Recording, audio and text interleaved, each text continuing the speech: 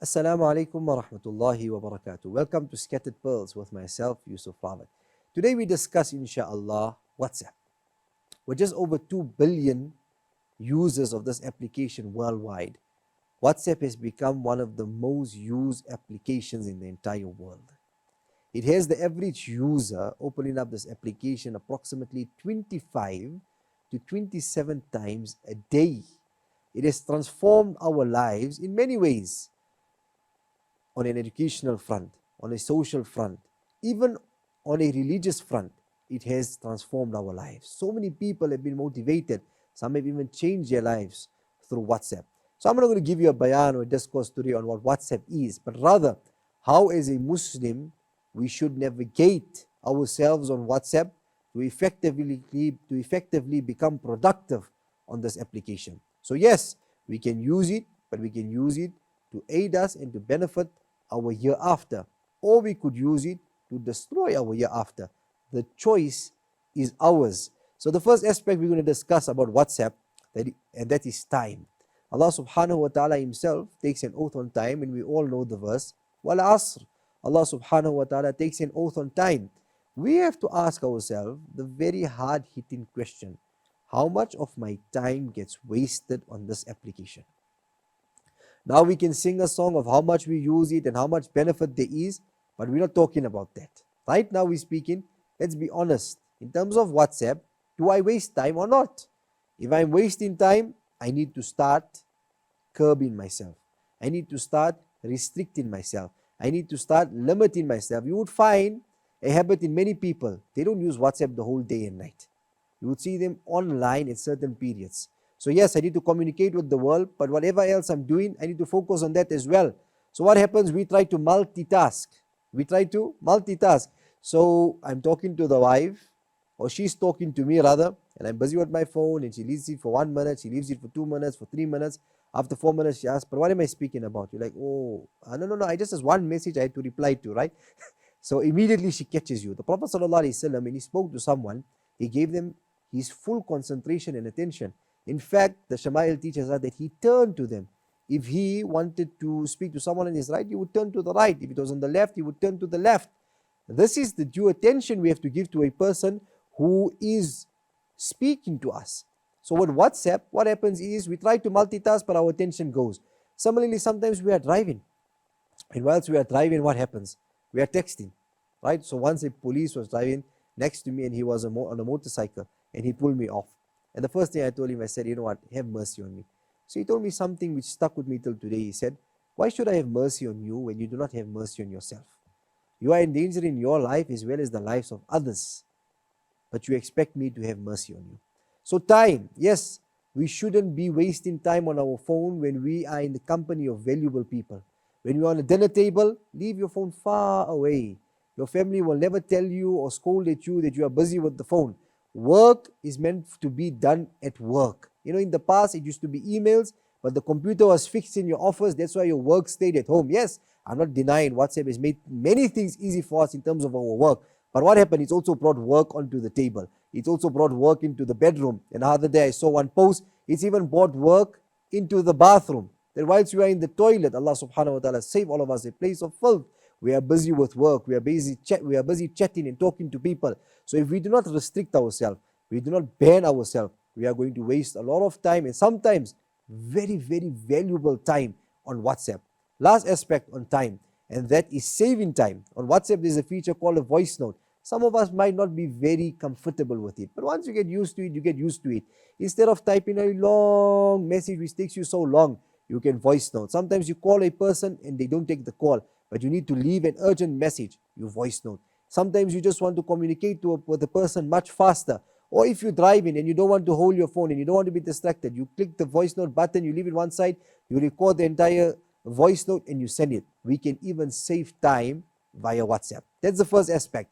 We move over to the second aspect, and that is WhatsApp groups, right? WhatsApp groups, generally when you think of a group, you think of unity.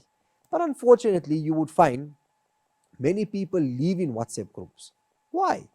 Why are we becoming disunited through a group which ought to bring unity? It's because we fail to recognize and understand the objective of a group.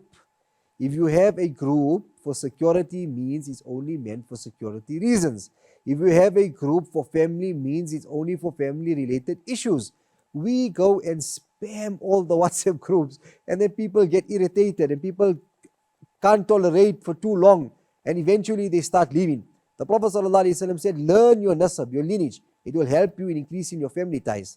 Let's be honest, how many of us got to know many of our distant relatives through WhatsApp? Sometimes you see a number and you got everybody else's number on the group, and you ask your mother, your father, whose number is this? They say, oh, this is your one aunt, or my auntie's aunt, or someone like that. Through WhatsApp, family get to get news much quicker and faster. Somebody passes on, a new child is born. Immediately, one message, the entire family knows. Instead, in the past, when we had to sit with that long list of numbers to phone to say, first of all, the person is critically ill, now make dua, then the follow-up call to say the person passed away. It's made it so easy for us. But now, because of you not being considerate and not understanding the objective of a group, people are leaving the group. You are destroying the unity of the family. Sometimes you just casually socialize with your family on the group. It's so nice. You don't have to meet so often, but you're in contact. You're with each other. You're meeting up today in a different world, but you're still maintaining that family ties. We know we don't have enough time. We can't visit everyone. We can message them. We can talk to them via social media. This is also part of maintaining family ties. So yes, the groups, understand its objective. One group is the family group. The other group is community groups. We have to be considerate. The Prophet ﷺ met the Sahaba once on the sidewalk. He told him, don't sit here. He said, but this is where we normally sit. He said, if you're going to sit here, then uphold the rights of the road. Among them, he said, if someone makes salam, then return the salam. If someone says salam on WhatsApp, or there's an Amin that's required, or there's a Jazakallah that's required, the whole group doesn't have to say it. If one person says it, it suffices. Everyone can just say it on their side without typing in. Second to that, he said, have haya. Nowadays we post immodest and haram content on groups which contain music, which contains nudity. And then we say, but why you open it? It's a public platform. It's a public platform. It's a group. It's your status. It's meant to be seen. It's not that I went into your phone and I went into your gallery and I tried to see what you have on your phone. You have sent it.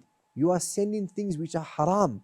This is part of haya. One is the sin for yourself, and one is now you are making other people fall into a sin because of yourself. So the Prophet ﷺ said, be modest. And the third, he said, be considerate. Don't cause harm to people. If 10 o'clock is the group rule, and you know people are sleeping, don't send long messages unless it's necessary and it's important, especially if it's a community issue. If there's a break-in or something happens. These are rules that are not supposed to be there in the first place for a believer.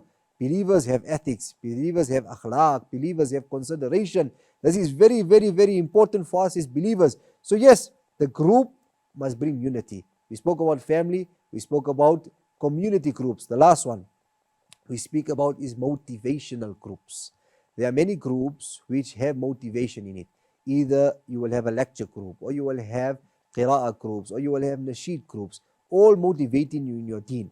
Now the devil tells us, what's the point joining? They post 100,000 clips there and 100,000 messages, but we don't even get the time to go through all of them. Fair point. You might not have all the time in the world, but sometimes you do have time. And when you want to, it's at your disposal.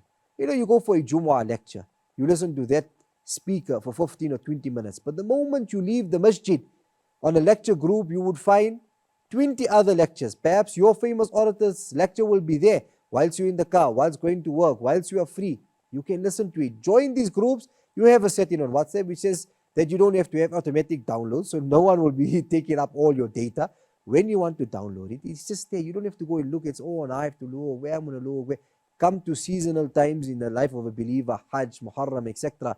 On these groups, they send all the motivational content. So even before the bayan in your local masjid or your radio station, you are already preparing yourself prior to that event or prior to that occasion, etc. So we've spoken thus far on two aspects. Number one was time, and how we have to value our time, ensure that we are not wasting time, and how we can save time on WhatsApp.